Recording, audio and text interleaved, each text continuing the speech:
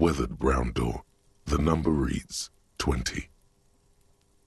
Something smells good. Soup allons, yo.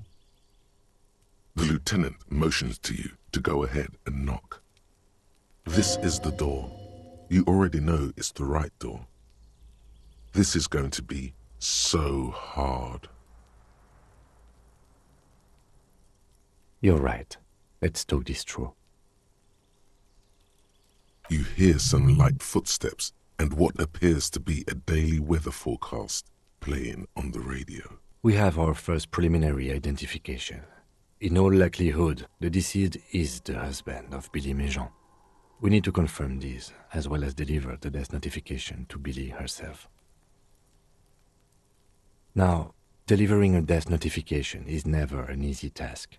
There's a reason why it's often called the most stressful part of our job. This is why it's usually done in pairs. You got this. I'll be monitoring reactions, ready to act if necessary. Dad, just don't say that you know how they feel. You don't. Good advice. The lieutenant motions towards the door.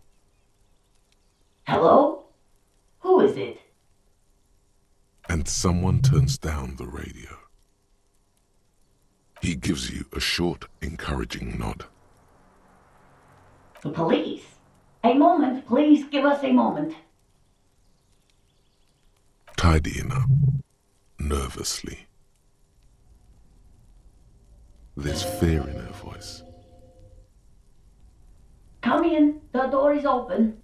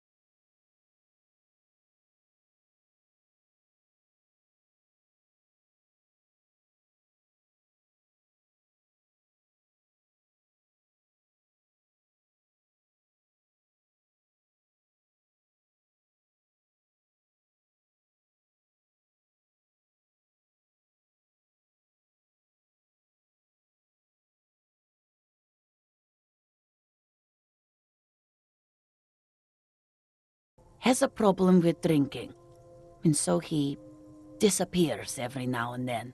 He's probably in the parks drinking with his friends. I sent him to the library a few days ago, but I guess something came up. His old leather jacket. It's just your average brown leather jacket, but he bought it as a teenager, so... It reminded him of his teenage years. Yes. The lining is hand-sewn, it's blue, I tried to make the thing more weatherproof since he's running around with it in the middle of winter.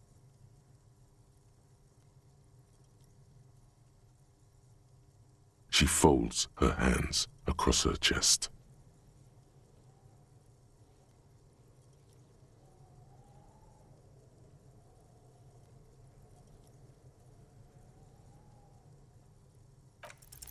I don't want to.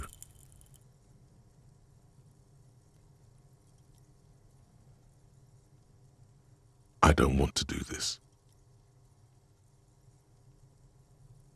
Say what? Officer, Too late. You ruined it. Just say it now. Excuse me? What? What did you say? She's in pain. She's in so much pain. And so are you. Your chest is burning. we are very sorry to inform you, but your husband, Victor Méjean, was found dead this morning on the Martinez boardwalk. Oh. Oh. But he was just... He was just here, alive. I understand that this comes as a huge shock. I want you to know that me and my partner are here for you if you have any questions. We are very sorry for your loss, ma'am. What happened to him? Tell me.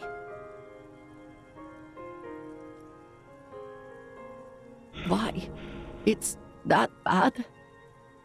It looks like he slipped on the boardwalk, fatally, I'm afraid. It was just a very unfortunate accident, although alcohol may have played a role. And you just found him there? Lying in the cold? How long had he been there? She doesn't reply. Her eyes well up with tears as she struggles to keep it together. You hear the clock ticking in the children's room. Is there anyone we could call for you? A friend, a family member, someone who could be here for you? No. I just need to tell my girls. Unreal. God, should I call them? Should I tell them to come home? All right, I'll call them. Just tell me, what do I need to do next? Where is he? For God's sake, lie. And who should I contact? He was taken to the city morgue. The local coroner will be contacting you shortly to arrange the funeral. Here's his number, in case you want to contact him earlier. Is there anything else that the RCM could do for you? No, I'll call you if something comes up. I'm still a bit... a brain condition.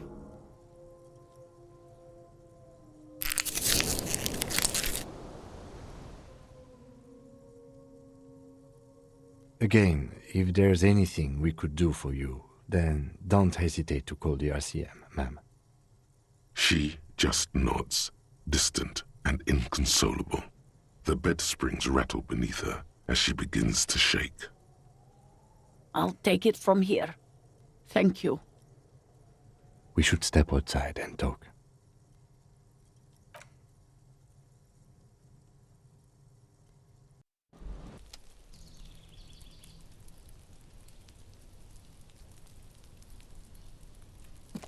So, the death notification.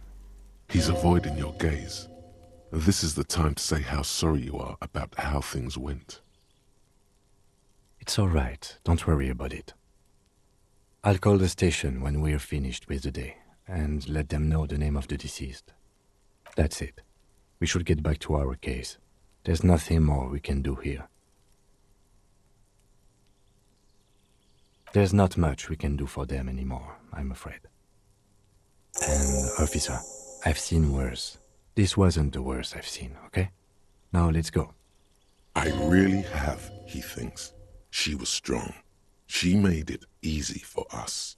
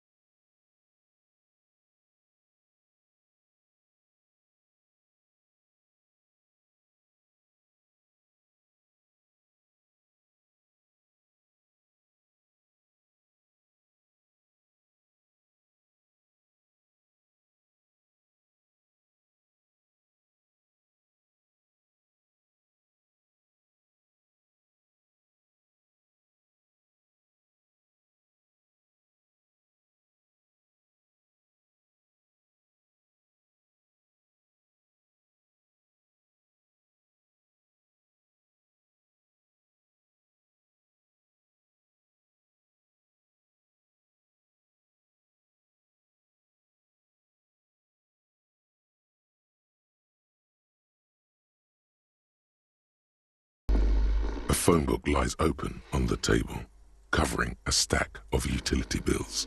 Right next to it, in plain sight, sits a small bottle of amphetamine, conveniently equipped with a straw. Good. Confiscate it. The minuscule amount of amphetamine doesn't interest the lieutenant in the slightest. He listens instead to something in the other room. You pocket the bottle as if it were the most natural thing in the world.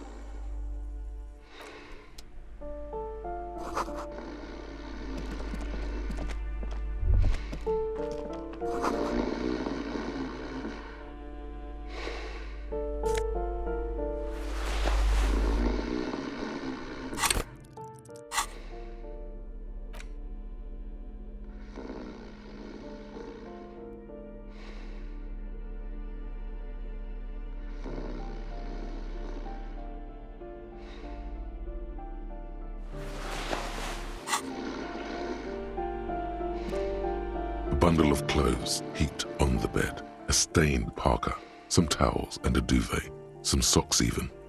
In the dark, it looks like a nest.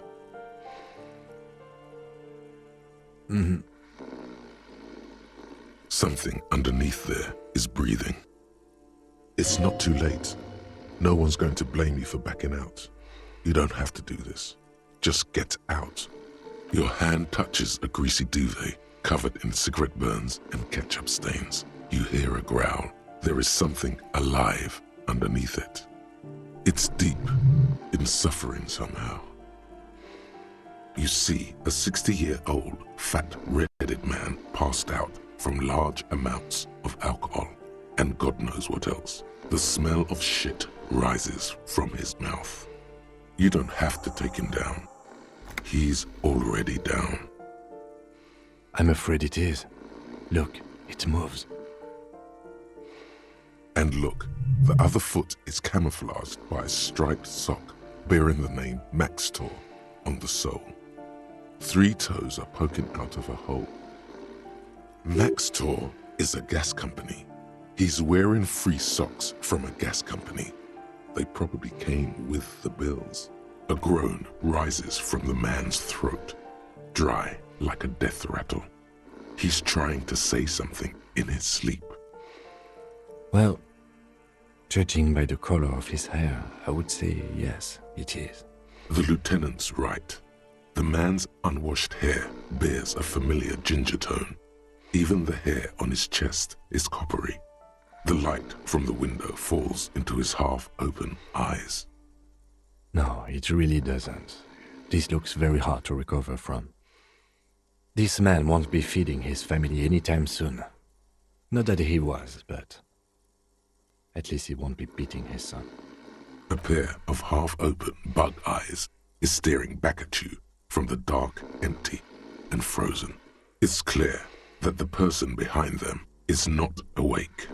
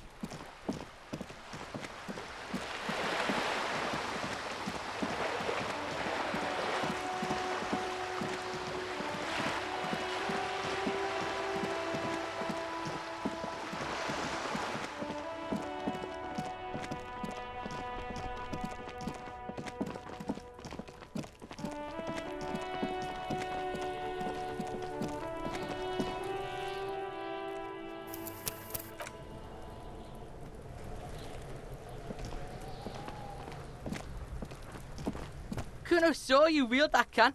Sweet graffito action, pig. Kuno likes that delinquent shit. Kuno's part is, you're just shit at life. Now what's your case with Kuno? Alright, so you got Kuno's kilo. Here is how we do it. First, you give Kuno Kuno's kilo, then Kuno gives you half back. That's how we split it. It's the best way. Street way. Word on the street is, you sent your little friend in dressed as a hooker, distraction style. That's some sick shit. Not a single muscle moves on the lieutenant's face. Kuno wants to hear all about it, but first we split the kilo, then we shoot the shit. Kuno knows what Kuno means. Kuno means gram. Wow, that's heavy. Here you go. More than half in there. Kuno's fucking honourable like that. There is no movement on the lieutenant's face as he stares intently at the trash container. Now tell me, how the fuck are you still alive, pig? Yeah, so fucking what? Fuck are you talking to Kuno about that kiddie shit?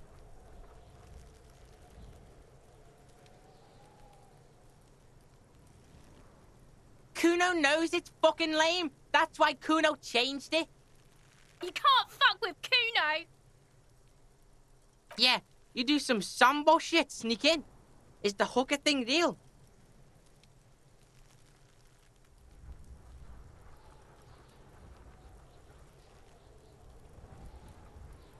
The lieutenant flashes you a sharp look, but doesn't say anything. Only his tightly closed lips betray the effort keeping silent takes him. Fuck out of here. Kuno made that shit up to demean you. Look, pigs. Kuno gets it. You don't want to talk about it. Close quarters combat shit. Kuno doesn't want to talk about it either. Combat trauma shit.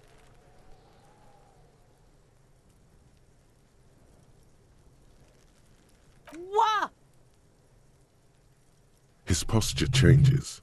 The swaying rooster motion stops for a second. Then he gets it going again, reorienting himself. Fuck right. Kuno's dad was sleeping like a bum. Kuno told ya. Kuno's dad doesn't give a shit about anything. Fucking breaking and entering shit. That's nothing to Kuno's dad. You got lucky, pig. Kuno knew this. Kuno's fucking violent fiend dad's been drinking hard lately. Kuno knew you have a way in. Narrow window. Kuno window.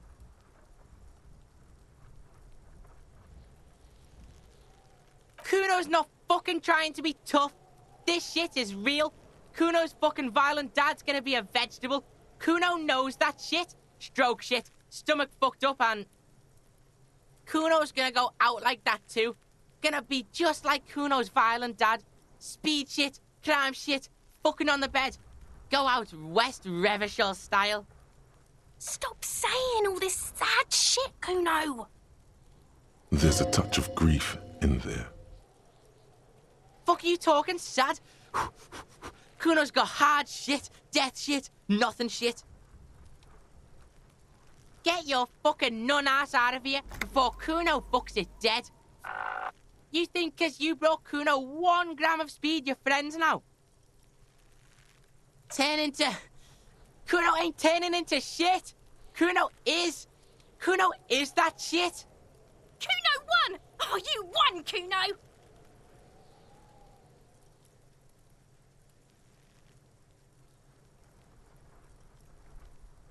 The fuck do you know about Kuno's life? Kuno's got plans. Get the fuck out of here. Yeah, we got plans.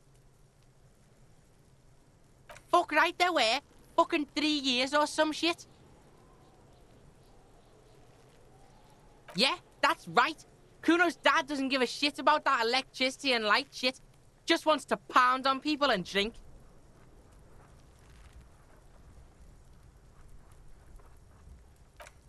future, Kuno's gonna move underground. Let I am shit. Ancient shit. Kuno's gonna live in a fucking catacomb. Yeah, in a tomb, Kuno. Yeah, pig. This shit is done. Now get the fuck out of Kuno's face. Kuno needs to drop the bomb.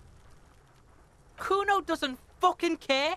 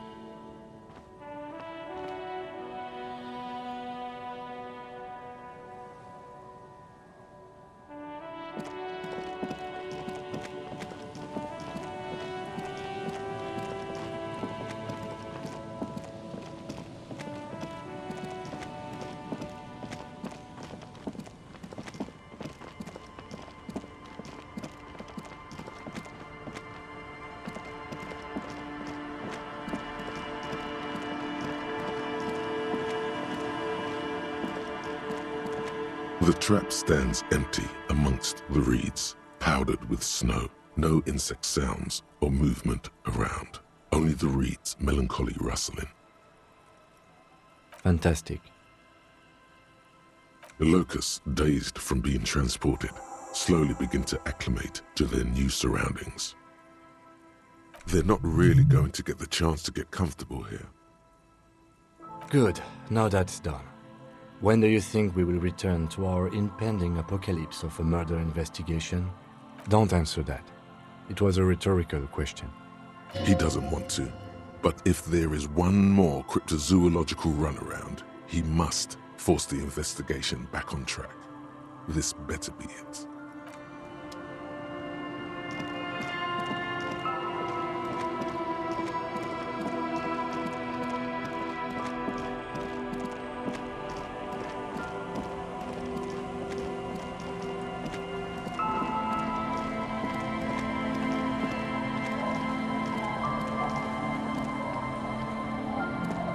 Our tenant, the policeman. I hope the waves don't keep you up at night. What can I help you with? Nay, I haven't seen anyone lately. This is my little cinder block town. I know what goes on around here. She's being evasive. She knows something. There was a murder in Martinez. She might be a suspect. We would appreciate your help. Would you now? I know how this world works, and it doesn't work when people tell on each other. Ah, I should have known. This is yet another union mess. I'm not afraid of them, you know. We are not in the habit of being afraid around here. There's not much to tell. People come and go. Now, was there something else? I see, ma'am. I hope you don't mind if we look around anyway. You should look around your shack. Maybe she's rented it out to others too.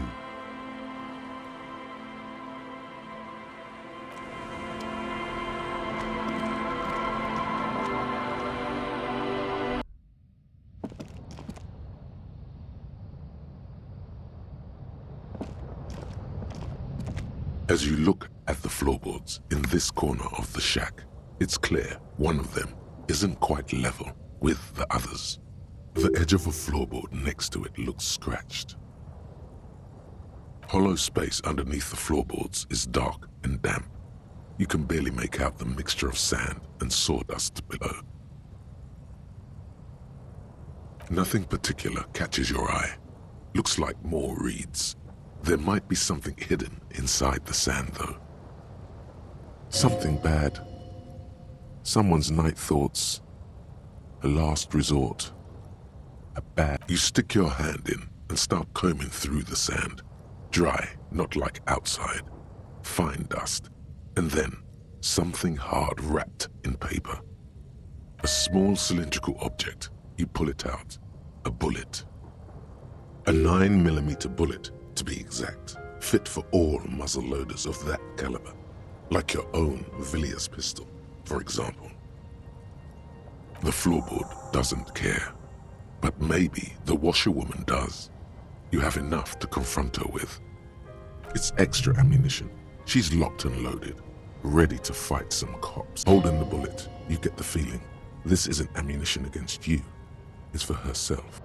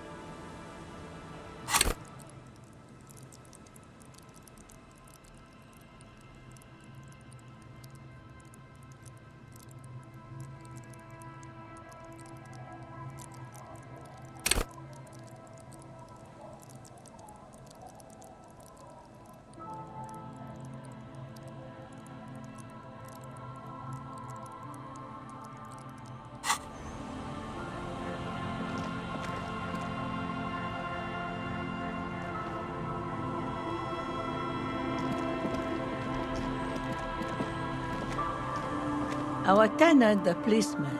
I hope the waves don't keep you up at night. What can I help you with? Damn that girl.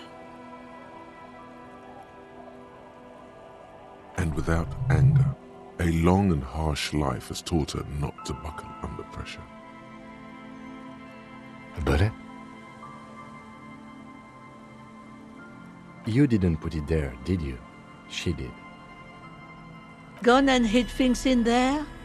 She's usually a good tenant, and not a stupid one either.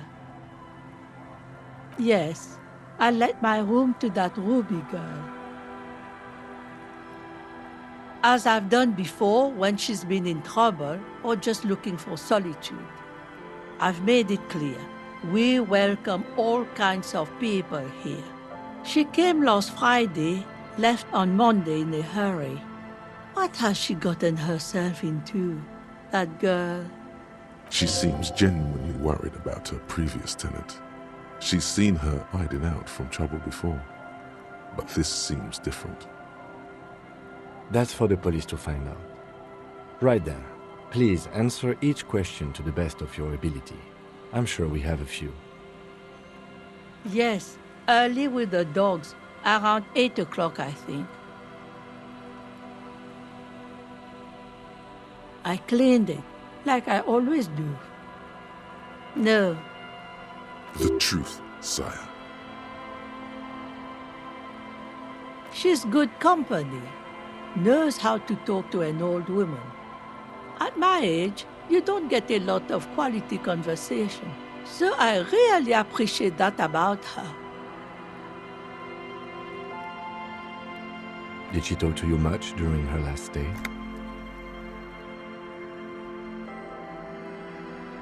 No, she was mostly silent this time, kept to herself. She tried not to let it show, but I could tell she hadn't come to fish. Usually she likes to cast a few lines, but this time she mostly stayed in her room. How would I know? She's a gruff one, but not violent. She doesn't go around toting a gun. You could ask her about your hunch, that it was a desperate measure. See if she thinks Ruby fits the bill. Aye, do tell.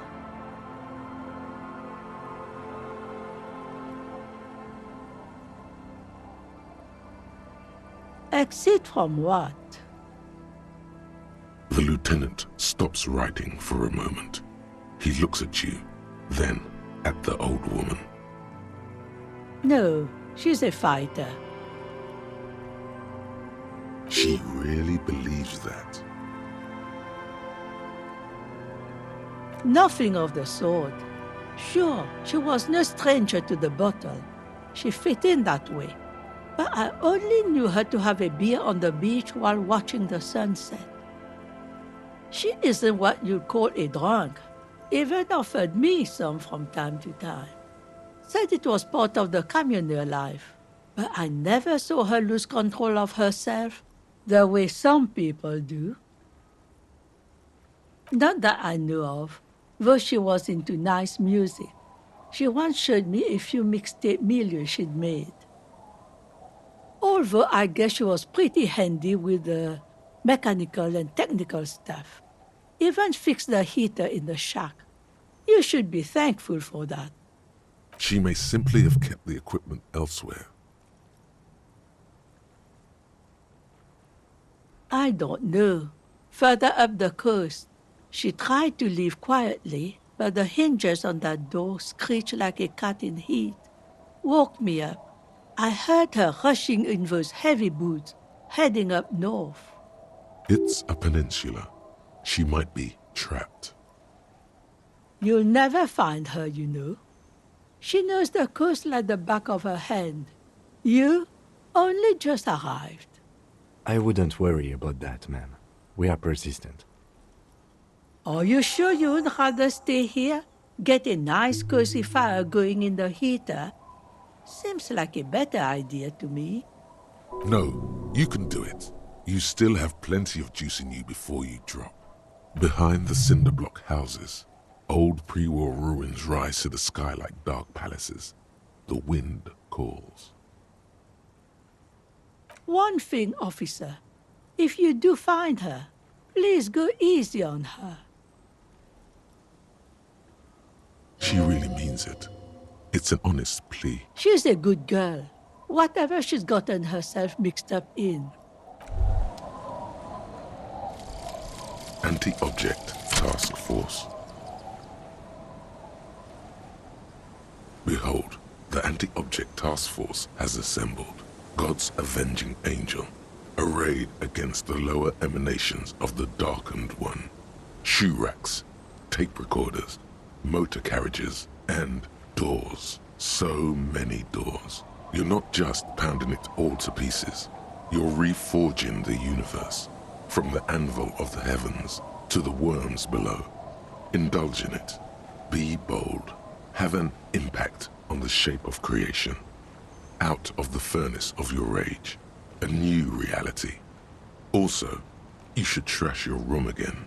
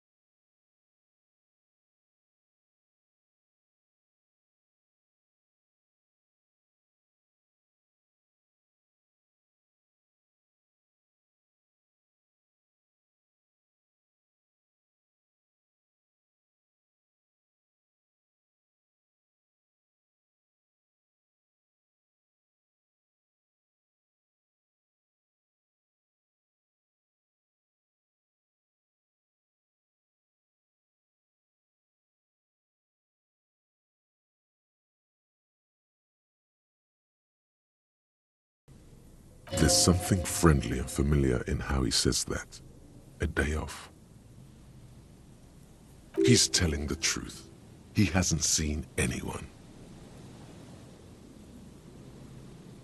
Aha! But it's not just any empty old building. What not a lot of people know is, this used to be the R&D department of Felt Electrical. And Felt, which now sells ink cartridges mostly, was once a top dog in the turn-of-the-century cybernetics boom. It looks old and weathered, with seagulls picking apart its stone and metal carcass. Bushy undergrowth has taken hold of the collapsed rooftop. Some kind of bird has set up a nest on a broken windowsill. That's not surprising. Only a vestigial ink cartridge and ferrotape manufacturer remains. They started out as a midway electronics outfit in Königstein 2 centuries ago. After an aggressive move to Revachol, Feld became a global player in the emerging personal electronics market of the pre-revolutionary era.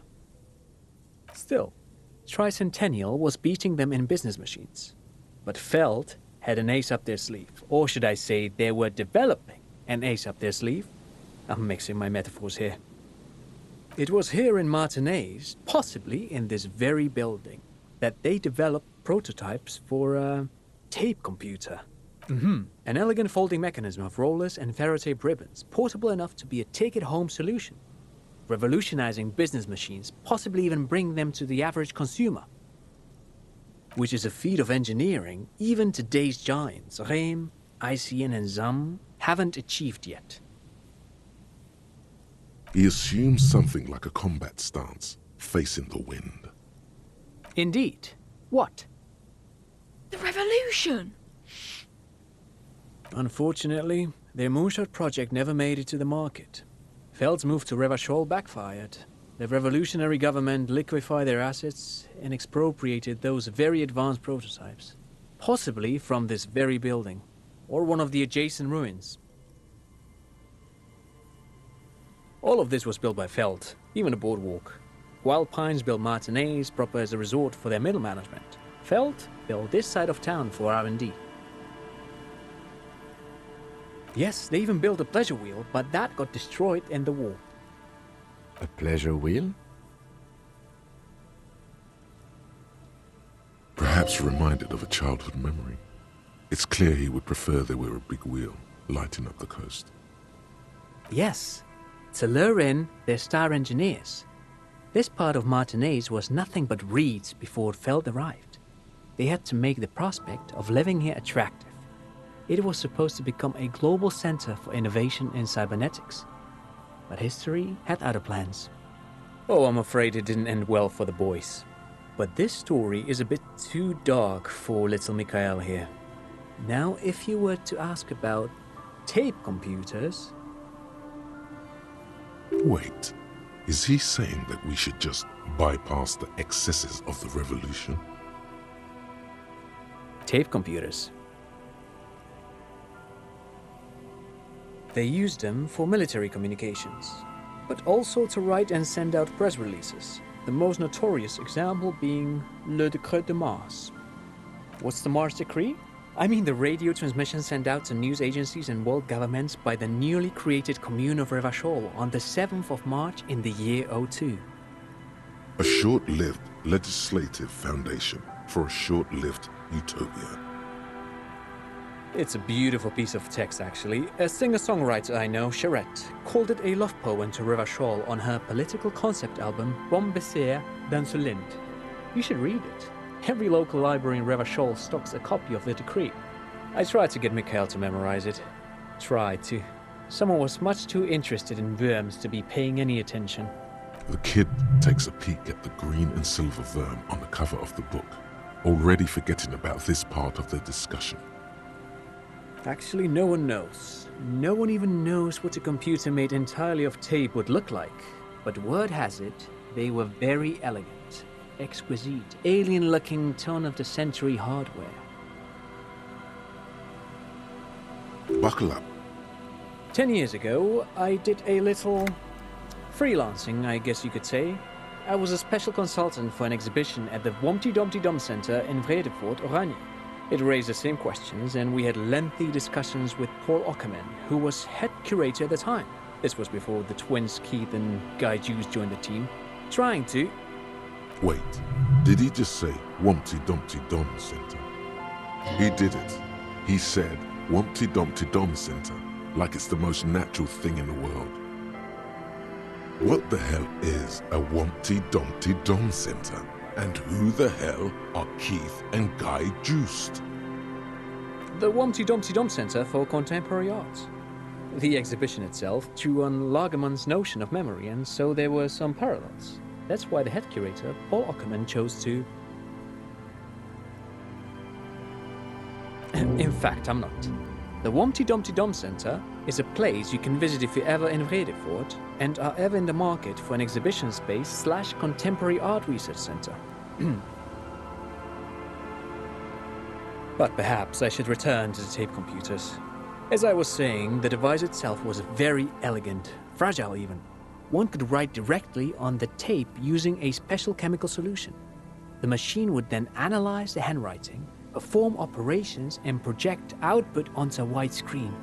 It was a beautiful, delicate thing. Made of black film and folding tape structures. Even one would be very useful. Though I understand the socio-economic causes of the revolution, it pains me to imagine the revolutionaries setting fire to the precious device. So they did. The Feld playback experiment vanished into the fire. Yes, the official name of the prototype. Some sources report it as the Feld playback experience, but those are incorrect. Who knows?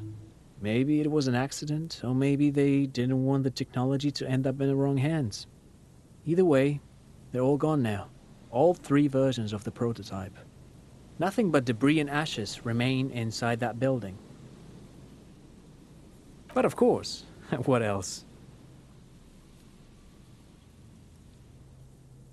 I do have some money, yes, but that's not what's really important here. He's not gonna give you money. What are you doing? Clearly you were just profiling. No, I mean, come on. You need the money. If it's not a thing, he can give you some. Of course, Detective, I wouldn't have assumed anything else. Matter of fact, I don't know if you're familiar with this, but the Vespertine Department of Justice has published a rather interesting paper on the criminal profiling in former socialist states. Have you read it? If not, then you definitely should. If not for tips and tricks, then just for theoretical curiosity. Anyway, that's just a little something that sprang to mind. You were saying? No, thanks to you for having me and little Mikhail here to pick your brain. A very interesting conversation indeed. Pick your brain. If anything, this was rather one-sided. He did the talking. Whatever.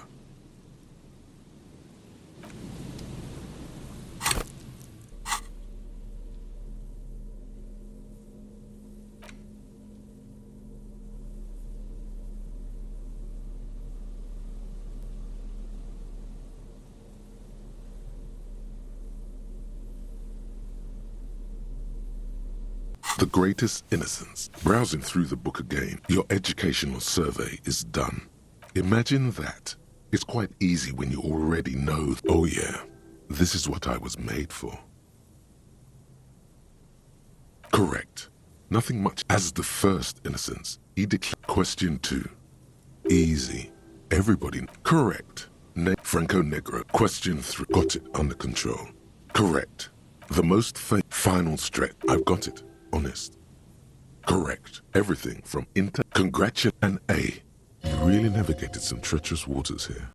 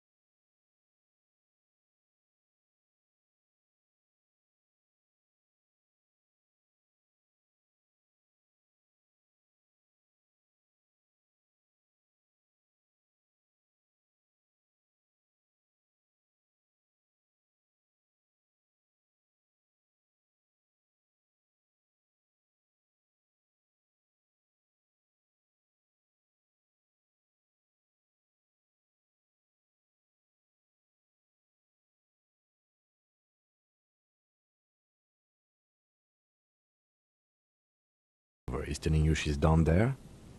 So, how do we get in there? The doors were on the collapsed side of this building. They're gone, basically. Finally, my time to shine.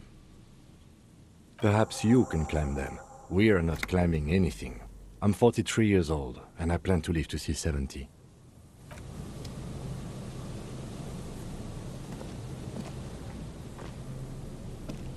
A rusty ladder leads to the rooftop. Some of the rungs are missing.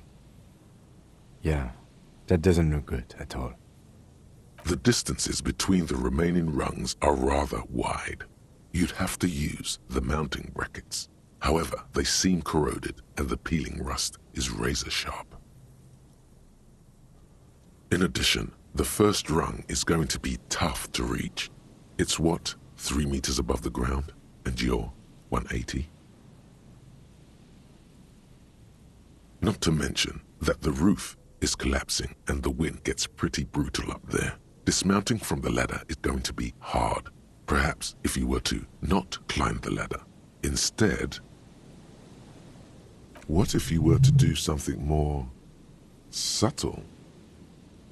What if you were to reconceptualize climbing the ladder? Astral projection. Be open-minded about this. Teleportation is not a thing. Okay, let's say teleportation is a thing. Wouldn't you need some kind of scientific apparatus to create a teleportation field?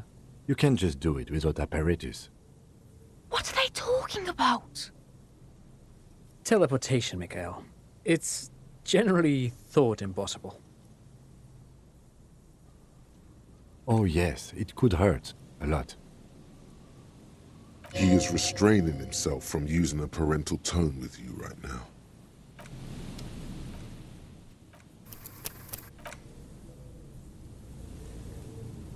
The rusty ladder leads to the rooftop. All you need to do is close your eyes and concentrate. Darkness enfolds you. You can feel the distance between the bench and the first rung of the ladder. All you need to is... Zoot, zap, pow, crinkle! It's like magic. You feel yourself disappear, your atoms fading out of existence. Oh my god, I can't believe it. Bam! You find yourself on the roof, having mastered the art of physical displacement. You know, for the record, you didn't teleport there. You just climbed the ladder with your eyes closed. The wind at the top of the building starts howling loudly, blowing away the lieutenant's voice. Faintly you hear, Never mind. Find a way to let me in when you get inside.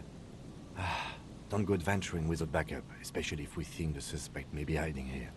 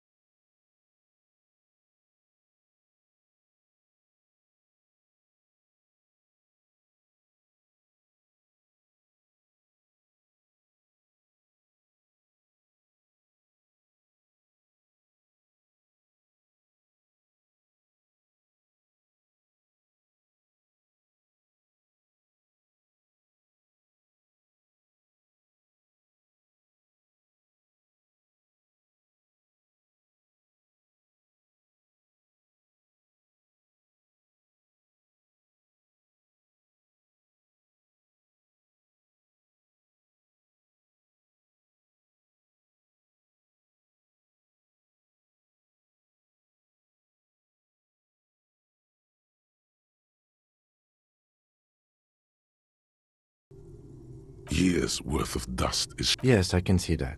Looks like some communists were hiding out here. They left a long time ago. The lieutenant does not seem to share your enthusiasm. Half a century? This was probably part of the network of defense posts the communards built against the amphibious landing.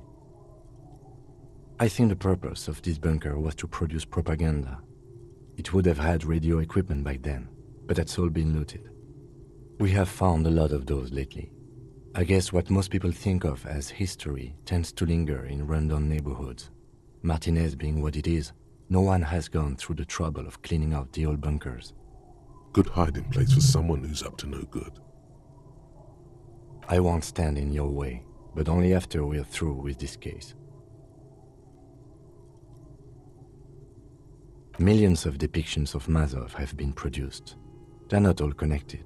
Besides, that looked like some student. The youths always go for this kind of stuff. You mean like Ruby? No, I think we've stumbled on a piece of history.